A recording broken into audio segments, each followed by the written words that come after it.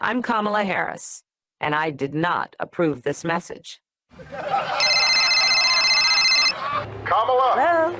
Hi! Hey there! Aw, hi, you're both together. I can't have this phone call without saying you're really bad at this. This is going to be historic. I mean, we are probably going to lose to Trump. We have no idea how someone as dumb as you could be the nominee, but we will endorse you if you can do a few things for us. Michelle, Brock, this means so much to me. Listen, you can't get drunk before every speech. I can imagine what can be and be unburdened by what has been. And you got to stop laughing like a hyena. Yeah, you sound stupid. Thank you both. It means so much. And we're going to have some fun with this too, aren't we? We gotta go. Obama out. We're going to play it like that. Let's see how long they get Secret Service. And live from Times Square, it's that Kevin. Somewhere in the bowels of the city that never sleeps Kevin McCullough, radio host with Salem Media, is a man also not sleeping. Syndicated radio talk show host Kevin McCullough. And that guy would like a word with you. Many of you know him as votes for Damas. Of course that Kevin show is going to be great. The only thing that could be greater, of course, would be that Donald show. But we don't have that, so we have that Kevin show. Featuring the music of Dick Tunney and the Dream in Color Orchestra.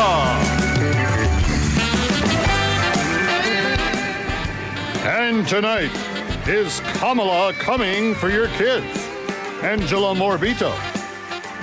Penn Holderness takes on junior Olympians in table tennis.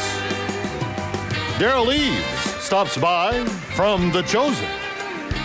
Lots of sketch comedy tonight from Not a Parody and Carrie Underwood in the spotlight. And now, from Times Square, a man who actually received more primary votes for president than did cackling Kamala. Here's that Kevin!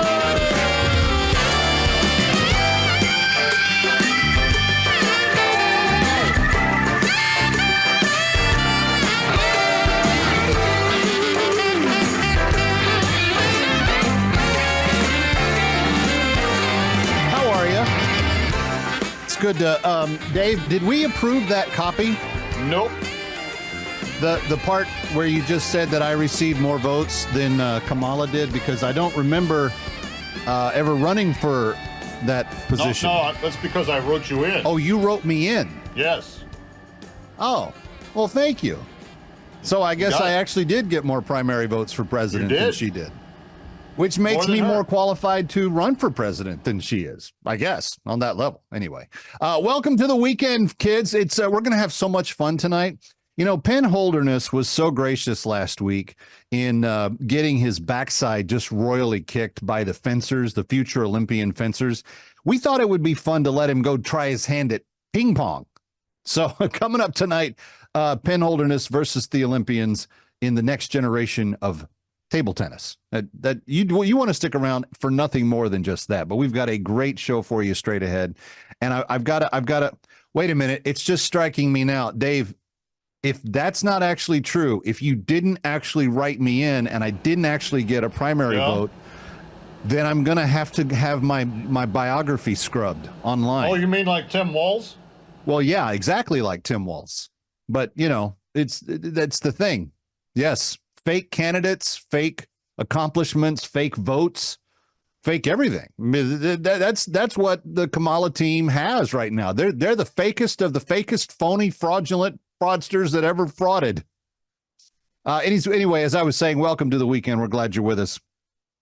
You do know, don't you, Kamala, that there's a lot of video of you out there. Tonight, we've got so much video of you that is real that I gave the writers the week off because we didn't have to write parodies, because there was so much material for the not a parody that we didn't have to have parodies. I mean, just take a look at this clip right here. We have to stay woke. Like, everybody needs to be woke. And you can talk about if you're the wokest or woker, but just stay more woke than less woke. Yeah. Now, I don't know what she's laughing at. I can't decipher it. It seems a little odd that she's the only one laughing in the entire room. The two people on the stage with her aren't laughing. Nobody in the hallway's laughing with her. But listen again. We have to stay woke. Like, everybody needs to be woke. And you can talk about if you're the wokest or woker, but just stay more woke than less woke. It's just the weirdest thing. And I know that she doesn't want to be the woke candidate. That's why she's trying to walk all of her positions back. Like, no, I didn't really say that I was against fracking, except we have it on video that you said you were going to ban fracking. No, I'm really in favor of fossil fuels, except that you said you wanted to convert the fossil fuel industry into green new energy. No. I want to create jobs for the energy workers in Pennsylvania and Ohio and Michigan, except that you said that the opportunity for the Green New Deal that you co-sponsored would give these people a unique opportunity to transition themselves to new skill sets. These were all things that came out of your mouth. So at the end of the day, Kamala Harris, I don't know what you mean when you say this right here. We have to stay woke. Like, everybody needs to be woke. And you can talk about if you're the wokest or woker, but just stay more woke than less woke. But I think most of the rest of the country does. And that's the real challenge, isn't it? That you've been utterly verbal, not having accomplished anything, spoken and said so many things that people have you now on tape saying, and now you want to take it all back. You want to gaslight me and everybody that watches my show. You want to gaslight all of us to think that the actual stuff that you've said, you never said. It's kind of like Tim Waltz's biography. He said things. I went places. Just this last week, people have come up with campaign emails that he sent out, old internet webpage caches, because on the interwebs everything lives forever now. And it turns out he said he was in Afghanistan, and it turns out he said he was in Iraq, and that he was an Afghanistan and Iraq war veteran of the war on terror. The closest he may have ever even gotten to combat was eating some stromboli in Milan somewhere. I mean, the dude didn't see anything. But that's what your campaign is all built on. It's all built on smoke and mirrors and magical words and crazy imaginations that you said at one point in time because you didn't think anybody was paying attention, so that they would notice and then, give you a pass, but you would sound heroic or smart or something in the process. But here's the thing, Kamala, you're not that smart. What the Obamas said at the beginning of the thing, yeah, you're one of the dumbest candidates that's ever run for office. I'm not being derogatory. You are the literal mathematical definition of the word dumb. In order to be dumb, it means you have to have a lack of intelligence, that there has to be a lack of substance in your brain. And when you say the things that you say, like this right here. We have to stay woke. Like, everybody needs to be woke. And you can talk about if you're the wokest or woker, but just stay more woke than less woke. Yeah. And then you want to pretend you didn't say it. I get that nobody else was laughing with you, and I know that that's a nervous coping mechanism that you have, because when you said stuff that you thought was funny that nobody thought was funny, you laugh harder just to make them think that it really was funny and that they're the ones, and they still don't laugh. That's the challenge, and it's not going away. And now you've kind of ticked off some of your colleagues in the press, because the press, they came out and they bubbled you up and they lifted you up and they all hail Kamala, and they put them on, they put you on their shoulders and they carried you across the finish line so that you could have this big launch, and you're turning into a disaster, which is okay with me. I mean, I don't really want you to be very successful, because if You're the president of Mike Nation. We are in deep, deep, deep trouble. Anyway, Kevin McCullough couldn't be happier than to have you with us. Angela Morabito is here tonight. We're talking education. We've got Derral Eves here from The Chosen. Penn Holderness returns to the Olympics. And in the spotlight, we've got Carrie Underwood. Does it get any bigger than that? Stay with us.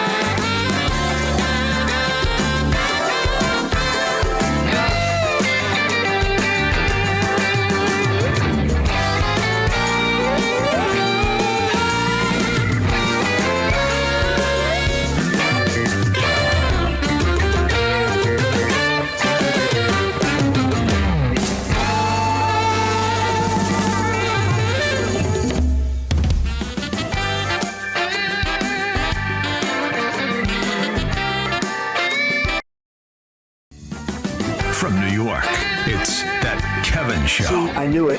Come on, Kev. What's a few classified documents between friends? I told you all the time. I knew it. I knew he had some too. Here he is. That Kevin McCullough. Welcome back to Times Square. Kevin McCullough, very glad to have you with us. I just have to ask, if you were to hear this all by itself, how would you respond? Take a listen. She is our guest. I'm asking all of us to honor the rules that they have asked us to honor, or they will institute. But I'm asking all of us to use our moral obligation to each other to not protest inside the hall. I can't force you. I can just ask you. And I'm asking us. This is the first female African-American AAPI candidate for the presidency of the United States. Even if we disagree with something that she says, let's remember the press in the United States, that they will zero in on the disagreement instead of the broad swath of agreement there is. Let's do, for this moment, I'm asking you, let us morally support our sister as she is in the hall tomorrow. That is Randi Weingarten, the head of the largest teachers unions, and she was prepare ye the way of Kamala Harris, who was to speak at the convention for the National Federation of Teachers the next day. I'm blown away at, first of all, many of the dishonest things that she said there, but just the whole way she's just like not even trying to pretend that she's not rigging the outcome of the event that Kamala Harris would be at. Here to discuss this and other educational related issues is Angela Morabito. She was the press secretary for the Department of Education under Donald Trump, and she joins us as a visiting fellow for the Independent Women's Forum, one of my favorite organizations. Angela, it's good to have you with us. Thank you for being here. It is great to be with you. Thank you for having me, Kevin. When you heard Randi Weingarten, who I want to remind my viewers and listeners kind of single-handedly kept all of our kids in masks and 6 feet apart and in desks that had the weird, funky divider things on them for way longer than was ever necessary in school and kept them from going to school for a long time. That Randi Weingarten, when you heard her say that, what went through your head? Teacher unions just continue to prove time and again that they're not there for students and families. They're not even really there for their teacher members. They exist for more money and more political power. So you hear Randi Weingarten talking to these convention attendees like they're children and essentially saying, behave yourselves. And it is really just proves that Randi and her union are there to support a certain political agenda, and they don't really care what their teacher members think. You wrote in your piece that is on the Independent Women's Forum website, iwf.org, about this particular convention, and you called it a pep rally for Kamala Harris. This is them going all in on what's supposed to be a politically neutral organization. They're not supposed to take sides Their membership may not be Democrat or Republican or independent or anybody else. They're supposed to be solving the problems with education as it relates to the teachers being able to organize. How did they get so far askew? Well, the larger teacher union movement used to be 100 years ago. It was about professionalizing the one-room schoolhouse. It was about making sure teachers had the tools that they needed to give a professional education to children, again, largely in very small settings in very small towns. But now, over time, teacher unions have realized that they could leverage their power to drive a political and social agenda into schools. And that's exactly what they do. This teacher union didn't spend a lot of time, if any, talking about learning loss, math and reading scores, just devastating test results. Instead, they talk about things like climate change and racial justice and things that don't matter to students and don't help them learn. The interesting thing about all of that is that they are deadly afraid, or they seem to be, of anybody who will actually focus on education. Now, Angela, you served in the Trump administration. You saw an approach to education that differed from this mentality. Size up these two presidential tickets for us and kind of compare and contrast what their differences will be.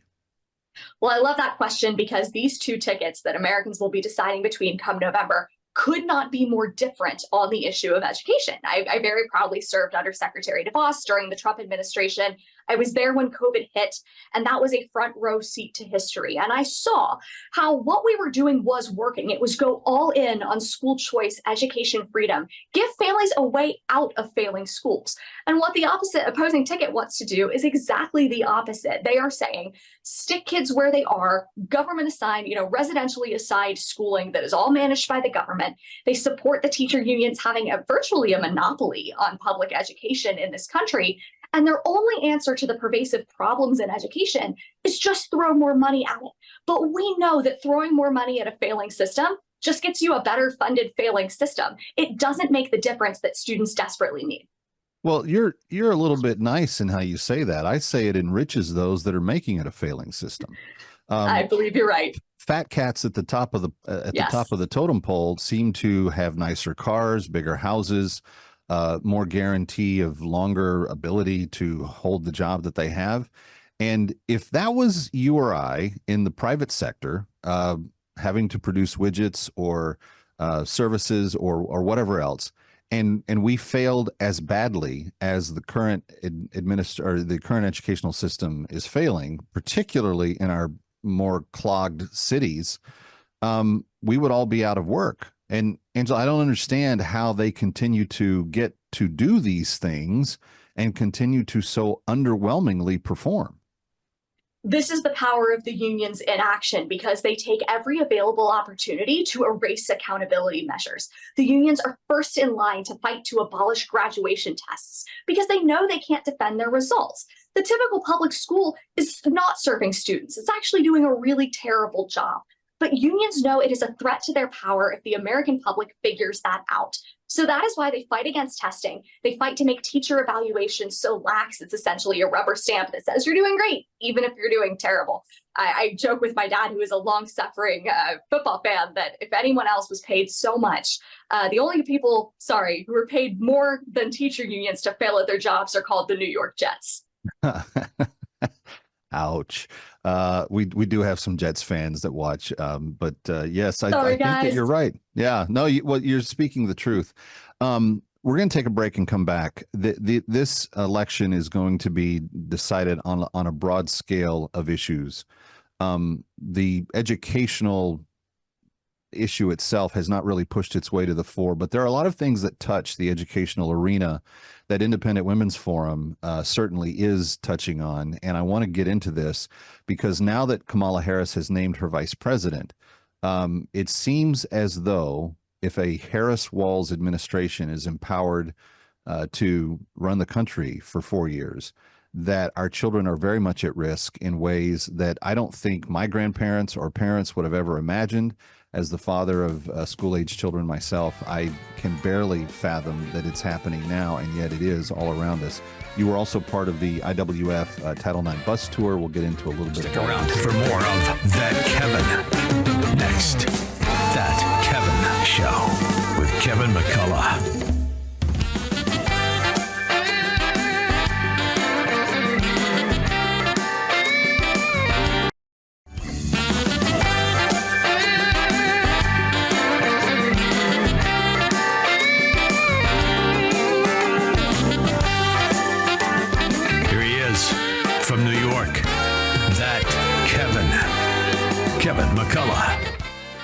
Welcome back. Times Square. It's Kevin McCullough. And just ahead, don't forget, we've got Penn Holderness going back to challenge future Olympic athletes. He couldn't challenge current Olympic athletes. So we've got him playing like the next generation of ping pong national team members tonight. And with his 38-inch reach, it should be interesting to see if he can hold his own. We're talking about something much more serious right now, though, and that is school-age children that are going to be forced with two different realities, depending on the outcome of this next presidential election.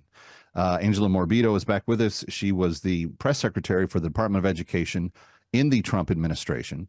And Angela, as we have talked just this last week, Mr. Walz was named running mate for Kamala Harris. And when he was governor, as he's been governor of the state of Minnesota, he has signed some of the most radical, invasive, and put upon legislation to affect parents, children, children's rights, parents' rights, and women's sanctity in safe spaces. And I'm just curious, how does IWF size up this pick? And as a visiting fellow for them, what are some of your concerns? I know that you probably have designs on being a mom and having a very great family for much of your life. What is the take from people that are really concerned about parental rights and kids' educational futures if Harris-Walz becomes reality? Well, one of the biggest threats to students' rights and parental rights right now is what the Biden-Harris administration is trying to do to Title IX. They released this new rule that gendering someone can create a hostile environment. It can trigger a federal investigation if the school doesn't step in. Funny enough, it doesn't say that forcing an 8-year-old girl to change clothes in a locker room next to a boy creates that same hostile environment. So this is a radical rule. It is unlawful. Legal challenges against it have been still there behind, right? So they keep pushing this rule that is devastating to parental rights, to due process, to free speech, and especially to women's sports and girls' safety at school. So the Harris operation right now looks like it is doubling down on all of that. And they're going to keep pushing an ideology that parents and students don't want.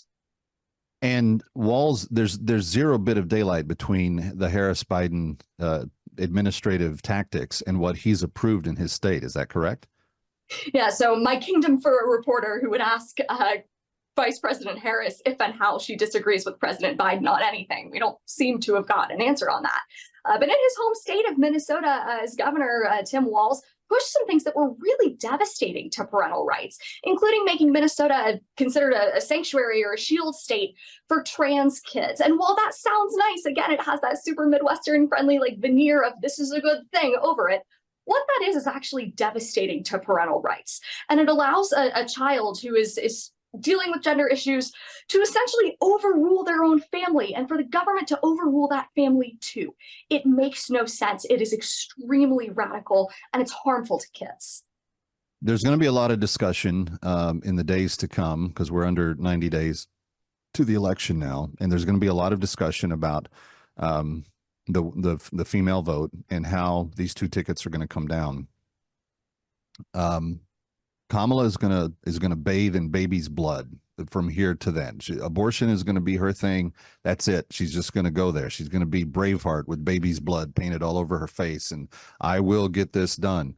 The other side, though, I do think has the ability to communicate to those suburban moms and say, if you really care about the safety of your daughters in public places, then the Harris-Walz ticket is one of the most dangerous things that's ever come along. I'm just curious, Angela, you're out, you were on the Title IX bus tour. And here they are coming out in droves because they said what's going on in schools is wrong. Well, that's so true. And Angela Morabito, we thank you for all the work that you're doing, and we thank you for the good work of Independent Women's Forum. Thank you. Please come back sometime soon.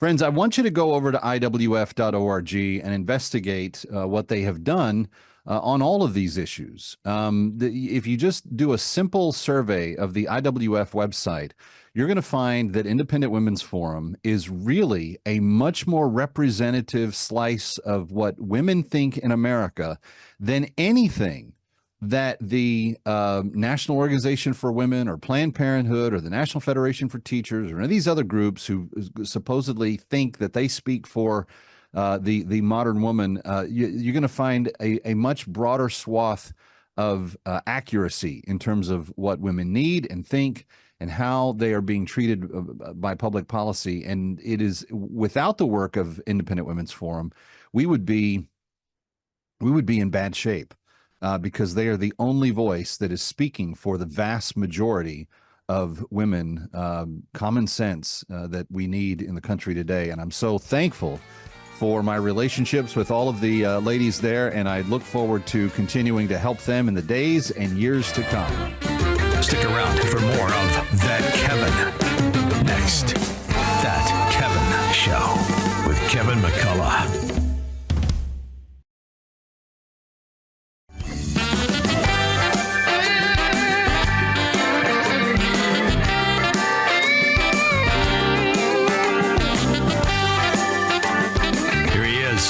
From New York, That Kevin McCullough.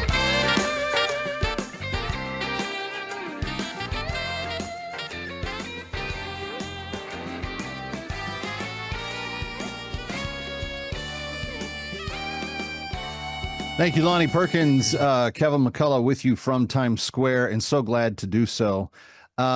Friends, a few weeks ago, about 6 weeks ago, actually, I told you about a new project that we were embarking upon, asking you to help us feed desperately starving children in the nation of Haiti and Guatemala and a handful of other places where the poverty is extremely brutal this summer.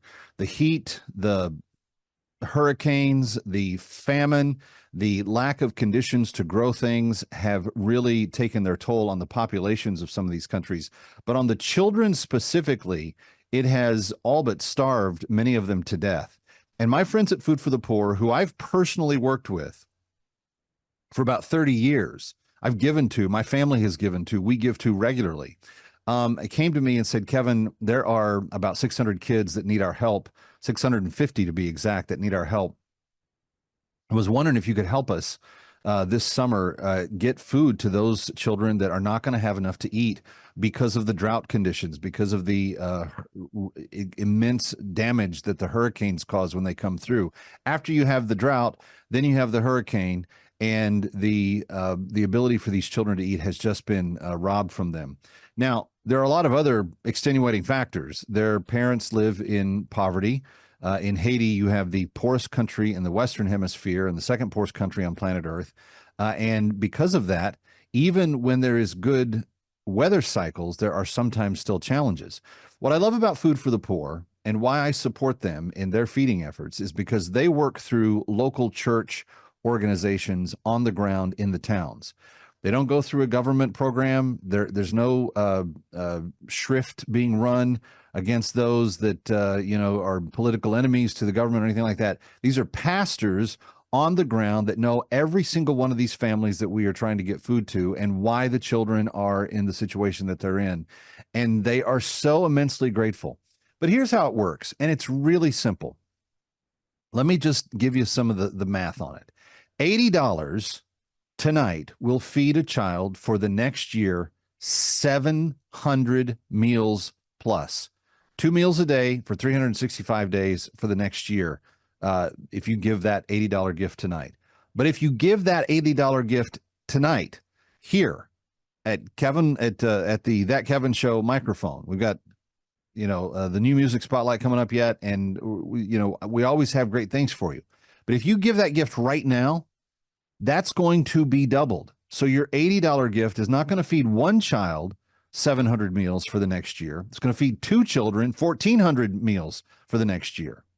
And whatever multiple of 80 you can do will be doubled, because $80 is what it costs to feed a child. Now, what are they being fed? Rice and beans, the basic protein and carbohydrate combination that will help their bodies, many of which have been languishing with malnutrition. It will help those bodies restore and regrow and begin to reformulate properly. They have feeding centers in some of the most condensed urban areas where they feed. They have other areas in the outer areas of Haiti where they just take sacks of grain, sacks of beans, and the pastor that's on the ground there helps get the individual portions to the families as they can use them. Here's the phone number, 855-349-4673. Now, we're halfway through our opportunity to do something about this. We only have about another 6 weeks to be able to reach all 600 children. And so far, we've reached about 10%, which means that we can still do this. We have plenty of time. If everyone listening says, I will do something about it right now, we have plenty of time to feed all 600. And tonight's matching challenge, I'm hoping, will cut that number in half. So we just need a few of you to step up and say, hey, I will do something about it. How few? This few. If we had 100 of you tonight, if we just had 100 of you listening across the country, watching on television, watching by way of BizTV or Salem News Channel or on the app, if we had 100 of you listening by way of radio, listening by way of stream, kids fed for $240, and that's 700 meals each for them for the coming year. That's about 2 meals a day, which is way more food than any of these children have seen in recent weeks. Can you help us? Will you help us? I have a natural passion for this because one of my sons is adopted from Haiti. I know what that malnutrition looks like. I know what it smells like. Poverty has a stench. I've smelt it. I've spent time there. The night that we need to make headway. And if we just had 100 of you say, and we don't even need 100 of you, we need 90 of you now to stand up and say, okay, $240 one-time gift, I can do that. You're going to feed 6 kids. And that match is going to help 3 of those kids that you wouldn't be able to. You're going to feed 3, but because of the match, you're going to end up redone. And I don't want to delay this any further. So I need your help. Kevin McCullough asking you, will you help us feed kids who will not have anything else to eat this summer if we don't feed them? I've been to Food for the Poor's program. I have seen it with my own eyes. I have stood in the feeding line and helped feed the children. I have held the little babies who didn't have enough to eat while their mother was able to eat her rice and beans. Friends, this is a vital, vital help that we're providing, and I need your help tonight. 855-349-4673. 855-349-4673.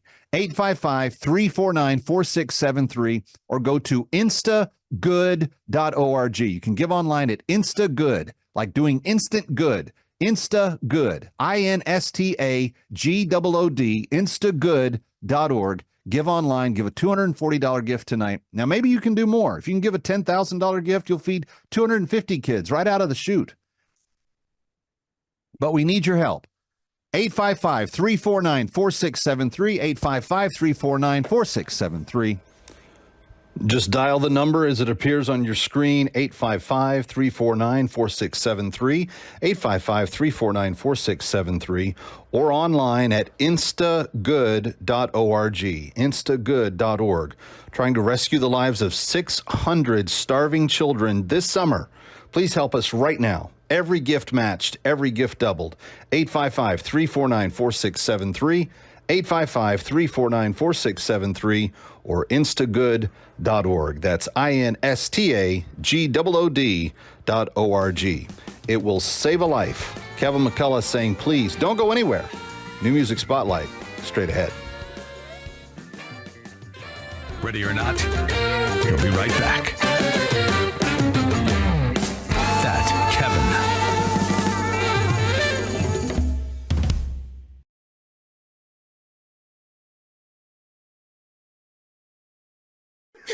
It's your favorite president, number 45. Look, I approve of this message because she's a dodo bird. What are you going to do to fix this problem with inflation? All right, thank you. Well, let's start with this. Prices have gone up, and families and individuals are dealing with the realities of that bread costs more, that gas costs more. And we have to understand what that means. That's about the cost of living going up. That's about having to stress and stretch limited resources. That's about a source of stress for families that is not only economic, but is on a daily level, something that is a heavy weight to carry. So it is something that we take very seriously, very seriously. And we know from the history of this issue in the United States that when you see these prices go up, it has a direct impact on the quality of life for all people in our country. So it's a big issue, and we take it seriously. And it is a priority, therefore. What? Complete cuckoo. Now live from Times Square, it's That Kevin Show. Somewhere in the bowels of the city that never sleeps. Kevin McCullough, radio host with Salem Media. Is a man also not sleeping. Syndicated radio talk show host Kevin McCullough. And that guy would like a word with you. Many of you know him as votes for Damas. Of course That Kevin Show is going to be great. The only thing that could be greater, of course, would be That Donald Show. But we don't have that, so we have That Kevin Show. Featuring the music of Dick Tunney and the Dream in Color Orchestra.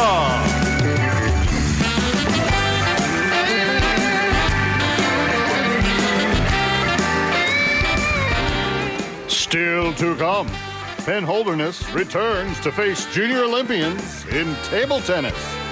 Derral Eves stops by from The Chosen. And Carrie Underwood returns to the spotlight.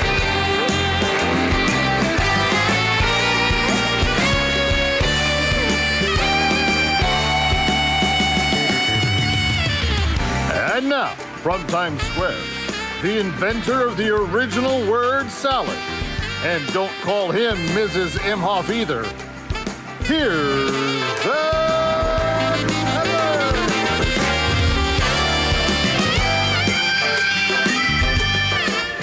Yes, I'd really appreciate it if you wouldn't call me that, since it's not my name. And I don't know that I want to talk to Mr. Imhoff either. Did you see him get in Steph Curry's face? Yeah, what was that about? Dude, you had garlic for lunch. Get out of my face. I got to go win the gold medal for the dream team. All right, it's time to get to the news.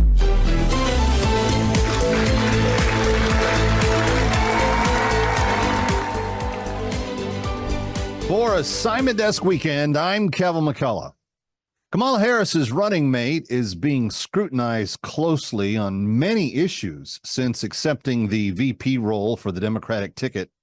Most recently, critics have drawn observations about a sequence of positive remarks he has made favoring the Chinese Communist Party. The Minnesota governor lived in China for a period of time while maintaining security clearances normally forfeit by Americans who live in hostile territories. Team Harris contorted back, "How dare you?" when people asked questions about it, claiming the governor's critics were clearly lying.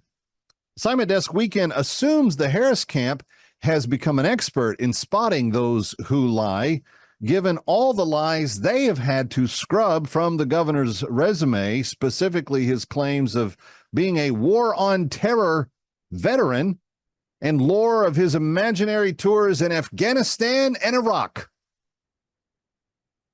Speaking of liars who are unprepared to take questions, Assignment Desk Weekend would like to point out that it has been more than 19 days since Kamala Harris has taken unscripted questions from the press corps covering her campaign. Now, to be fair, the vice president thought she had ended the streak when by accident she responded to a reporter on the tarmac she thought was taking her lunch order, saying, "Ham and cheese, please." Turns out the questions in the midst of a loud plane engine running also did not satisfy the reporters in attendance, especially when her answers were, "Huh? What? Speak up." Sources are revealing that the Princess of Wales has revealed that she, in some instances, set some very strict rules while parenting the royal family, particularly the children and their interactions with other royals. Among some of these very strict rules that she put forward, family dinner shall not be interrupted, holidays with the king, or at that time, the queen, would be strictly observed, and Assignment Desk Weekend wanted to make sure we got this quote really correct: "Keep that Markle witch away from me." Winning the Odd Behavior of the Week story, 13-time Grammy nominee Katy Perry has admitted she uses a lint roller on her feet each night prior to bed. She's also noted as saying it keeps the hobbit hairs nice and smooth. And finally, one county in California has ordered a private business to remove its oversized American flag. The county claims the flagpole is a danger to passing traffic and could fall over on something. The business has decided to fly the Stars and Stripes regardless, commenting only, "Live free or die, sucker." For Assignment Desk Weekend, I'm Kevin McCullough. Today, I'm taking on some future, very future Olympians in table tennis. They're really good. So this is the Carolina International Table Tennis Academy. I walked in and I'm terrified. Is there any chance that my size is gonna help me here? Because I can say this, I'm way bigger than these guys, way bigger. So do you tell me your experience with table tennis? So actually I played table tennis is late than usual. I started playing table tennis when I was 9 years old. That's late. Yeah, that's late. Do you see people here who may have Olympic potential? Jacob, he's 10 years old. He made U.S. national teams. I am Jacob Cordes, and I have been playing table tennis for 4 years now. What's your favorite part about table tennis? I like how fast-paced it is. Yeah. What is he doing? Oh, God. Okay. All right. Okay, I got it back. Yep, 0-5. Whoa, okay, I got it back. Oh, yeah! Okay, 1-8. 3-8. Okay, oh crap. Okay, game point. What can I do to be better at table tennis? Be more consistent and follow through more follow through more. Okay, yeah. I like it. I'm Lucas and I'm 7. Promise me you will not take it easy on me. I want you to play as hard as you possibly can, okay? You wanna try playing to 11? Okay, let's give it a go. Okay, what is he doing with his hands? What is that?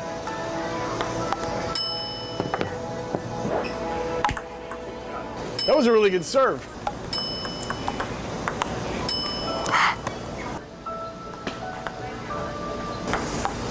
Oh no. I just went like this and it went off my paddle. Okay, yep, okay. Good game. Hi, my name is Rachel Wang. I'm 16 years old and I'm a part of the under-19 U.S. national team. You ever run into a dad from the garage? He's had a couple of beers. He's like, hey, I play some ping pong. I feel like I can take you down. Definitely. You ready? Yeah. Okay, okay, there it is. Okay, that's 2-0. So she's very consistent. What in the, okay. Oh, that had gone in though. Nope. Oh yeah, oh. About to, okay.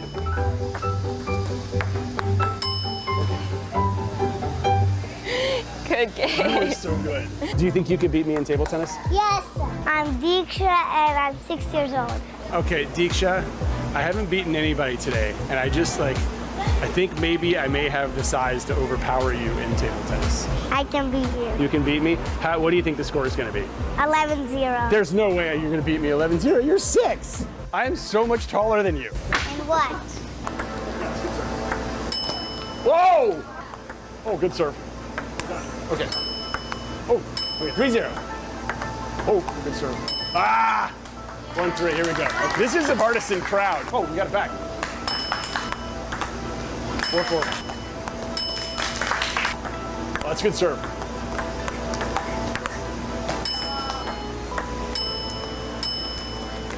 Ah! Game point. Ah! Thank you so much to Carolina International Table Tennis Academy for reminding me how hard it is to be great at a sport. And good luck to all these amazing kids as they chase their Olympic dreams. Ready or not, we'll be right back. That Kevin.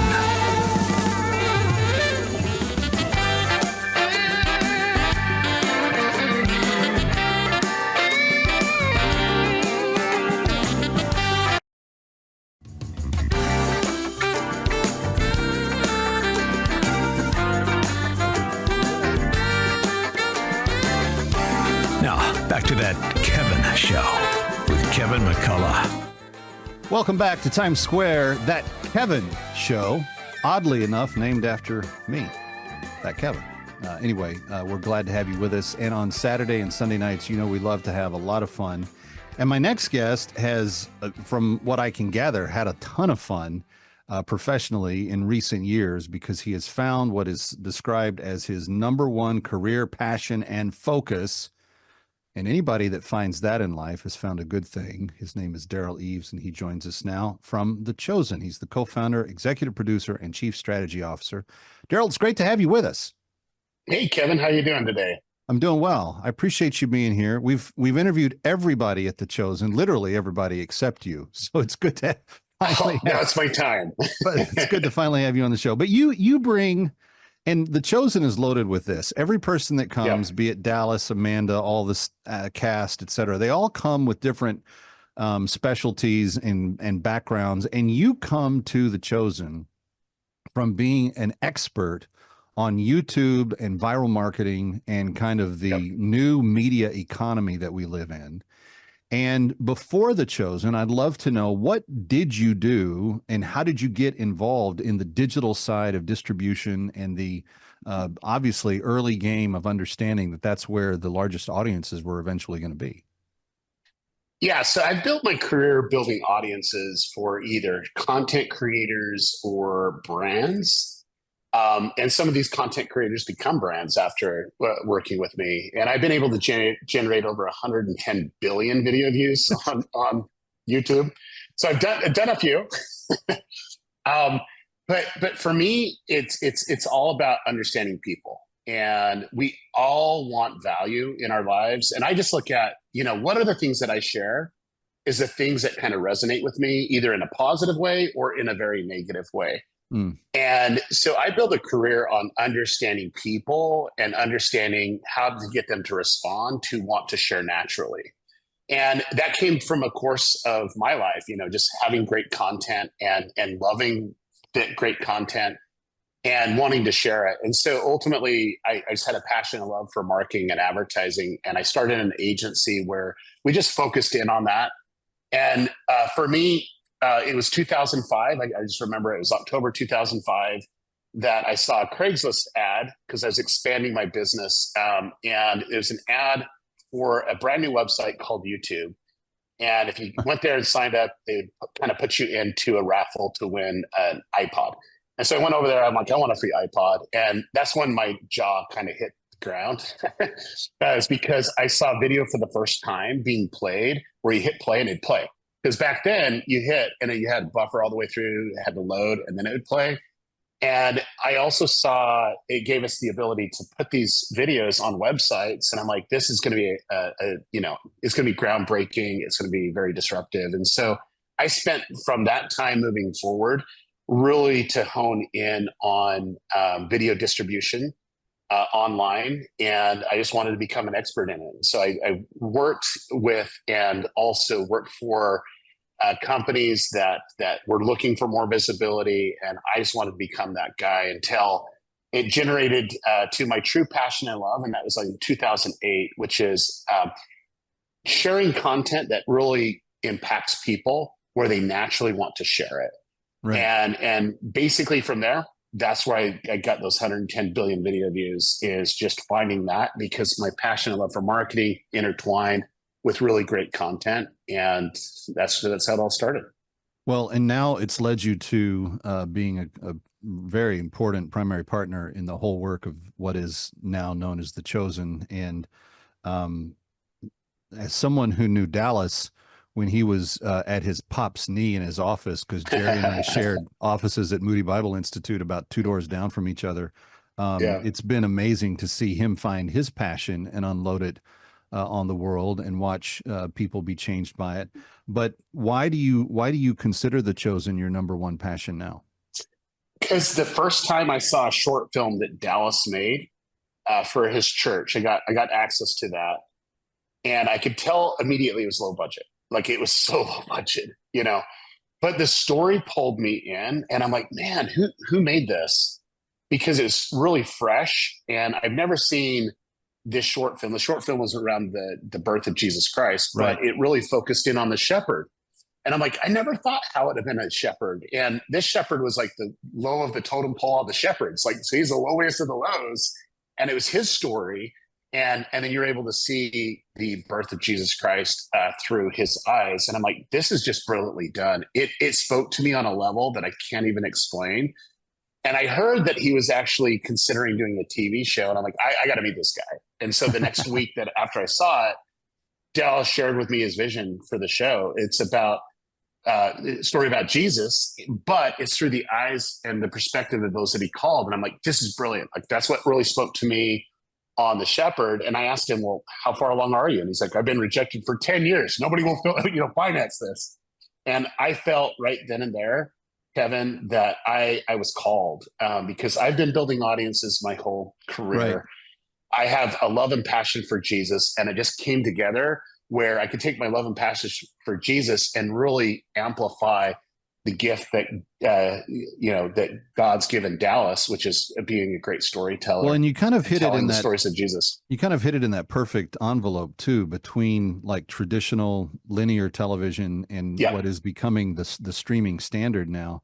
I mean, even as people are watching the Olympics, if they're stuck with NBC on the nightly basis, they're reminded every 15 minutes that you can watch everything in its entirety on Peacock and all of the additional channels.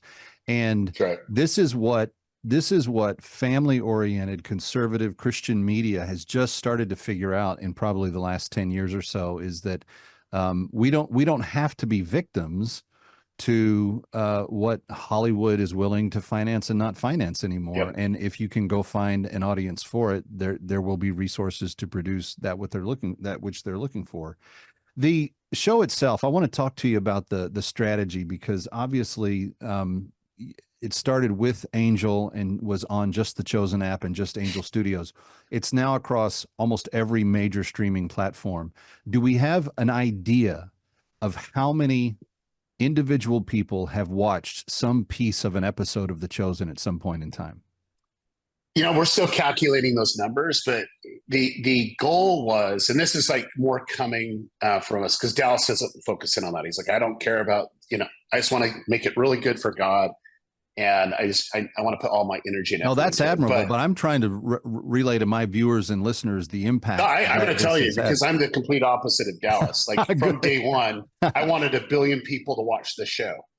And that's kind of been our mantra internally, is we want 1 billion people to experience authentic Jesus. And so we realized very clearly that we needed to think differently. We needed to put it on DVD. We needed to have our own app. We needed to go put it on Peacock and Hulu and Disney Plus and Amazon and Netflix. We need to be on television at CW. And then we need to think differently internationally. We need to go into movie theaters and so on. And so for us, the end goal would be really having that show be impacted so much that people want to share. And, that goes from the beginning. And we found that the content speaks for itself. Yeah. And people will always share, but we're actually over 385 million people that has actually watched a portion of the show. Stick around for more of That Kevin. Next, That Kevin Show with Kevin McCullough.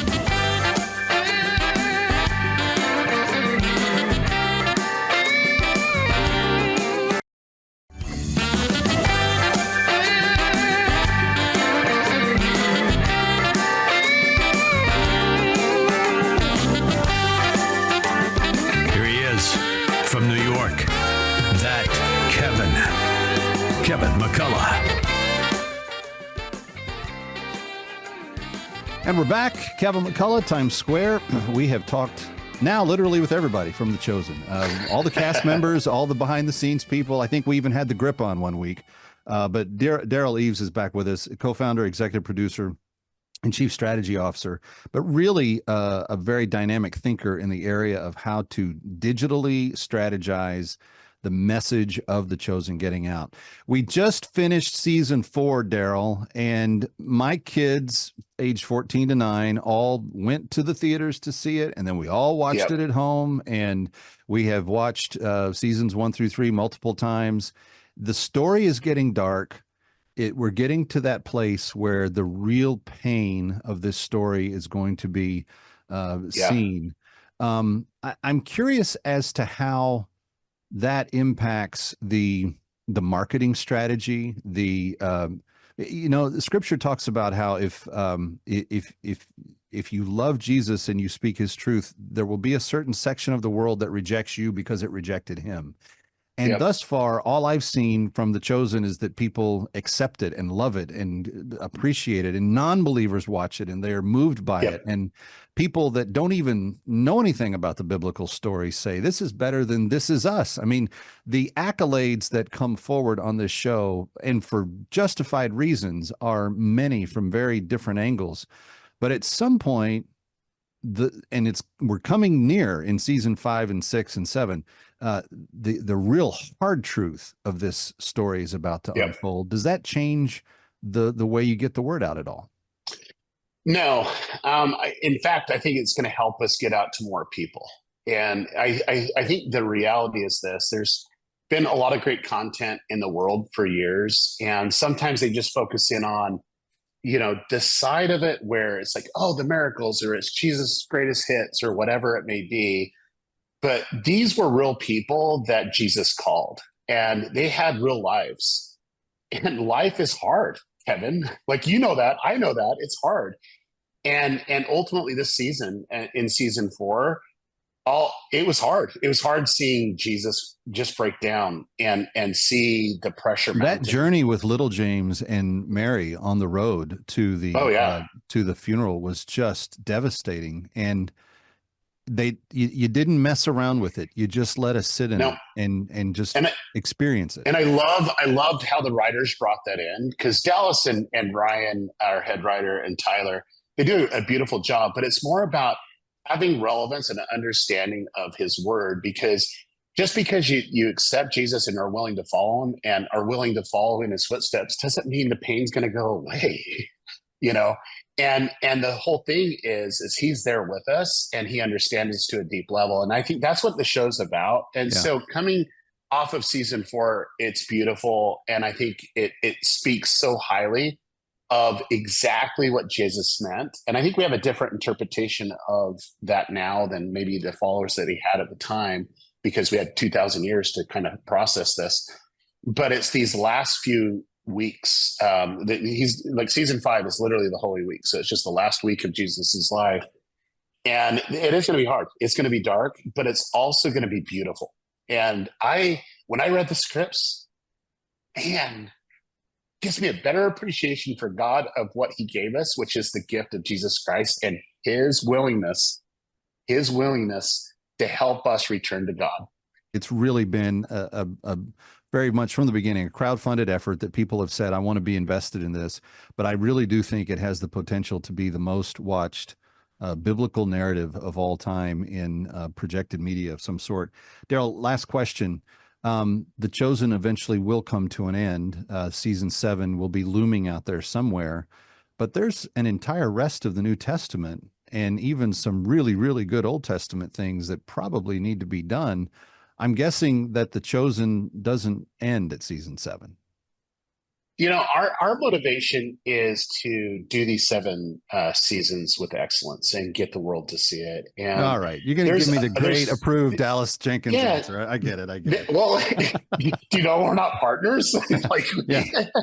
But I can say this: our heart is really to have the world see an authentic Jesus, and we believe that you can see the authentic Jesus through stories. Yep. And these stories will lead you to the Bible and on your knees and back to church and things that we should be doing. And for us, we're really focused in on these final seasons because they're so important. Like they're the highest priority for us to get these made. Okay, I'm short on time. Final question, fast, quick answer here. Has there ever been one episode that Derral Eves hasn't cried through? No, I've cried through every single one of them. There you go. Every single one. Every single one. And people don't understand that, and then you have them watching. Okay, now I get it. Derral Eves, thank you so much for all that you've done to bring this to us, and thank you for being with us tonight. We are really grateful. Stick around for more of That Kevin. Next, That Kevin Show with Kevin McCullough.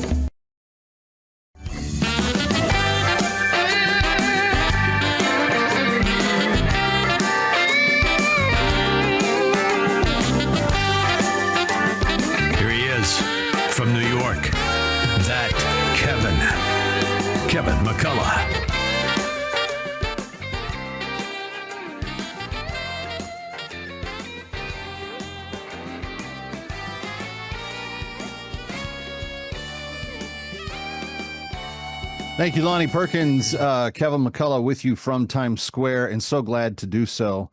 Friends, a few weeks ago, about 6 weeks ago, actually, I told you about a new project that we were embarking upon, asking you to help us feed desperately starving children in the nation of Haiti, in Guatemala, and a handful of other places where the poverty is extremely brutal this summer. The heat, the hurricanes, the famine, the lack of conditions to grow things have really taken their toll on the populations of some of these countries. But on the children specifically, it has all but starved many of them to death.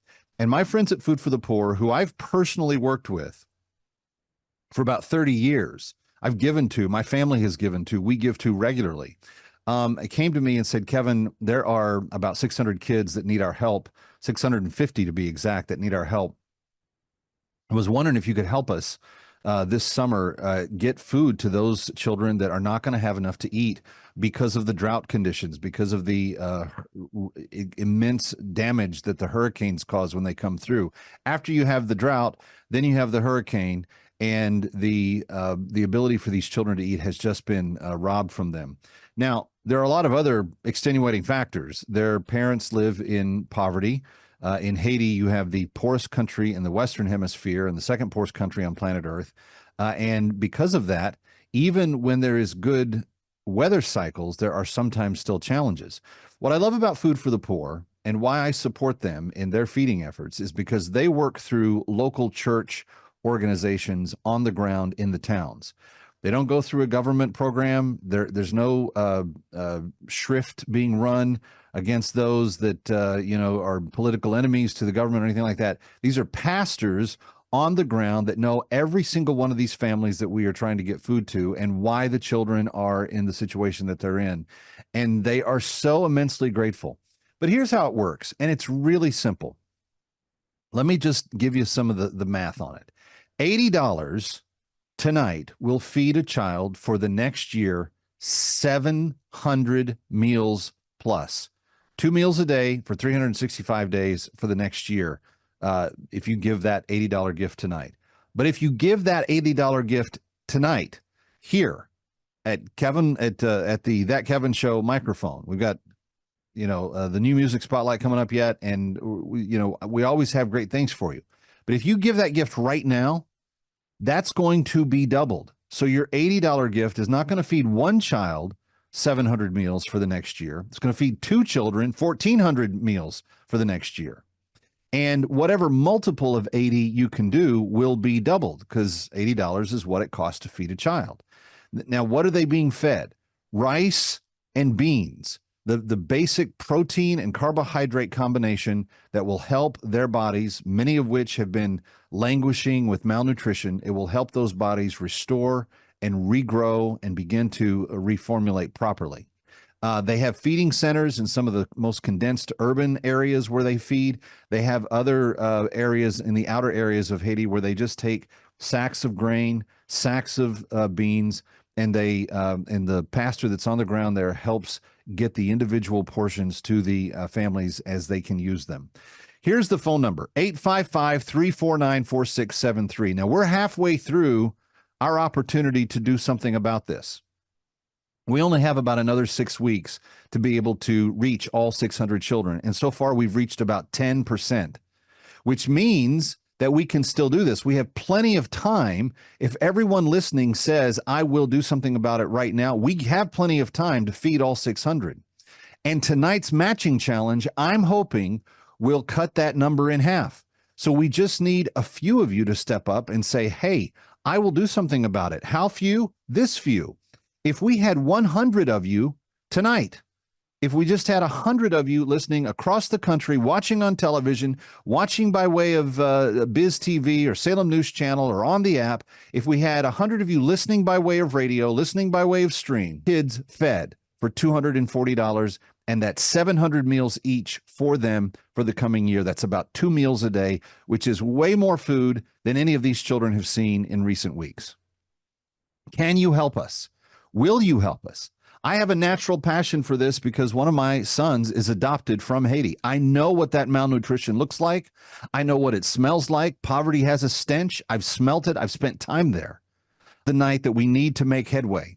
And if we just had 100 of you say, and we don't even need 100 of you, we need 90 of you now to stand up and say, okay, $240 one-time gift, I can do that. You're going to feed 6 kids. And that match is going to help 3 of those kids that you wouldn't be able to. You're going to feed 3, but because of the match, you're going to end up redone. And I don't want to delay this any further. So I need your help. Kevin McCullough asking you, will you help us feed kids who will not have anything else to eat this summer if we don't feed them? I've been to Food for the Poor's program. I have seen it with my own eyes. I have stood in the feeding line and helped feed the children. I have held the little babies who didn't have enough to eat while their mother was able to eat her rice and beans. Friends, this is a vital, vital help that we're providing, and I need your help tonight. 855-349-4673. 855-349-4673. 855-349-4673, or go to instagood.org. You can give online at Instagood, like doing instant good. Instagood, INSTAGOOD, instagood.org. Give online, give a $240 gift tonight. Now, maybe you can do more. If you can give a $10,000 gift, you'll feed 250 kids right out of the chute. But we need your help. 855-349-4673, 855-349-4673. Just dial the number as it appears on your screen, 855-349-4673, 855-349-4673, or online at instagood.org, instagood.org, trying to rescue the lives of 600 starving children this summer. Please help us right now. Every gift matched, every gift doubled. 855-349-4673, 855-349-4673, or instagood.org. That's INSTAGOOD.org. It will save a life. Kevin McCullough saying, please don't go anywhere. New Music Spotlight, straight ahead. Ready or not, we'll be right back.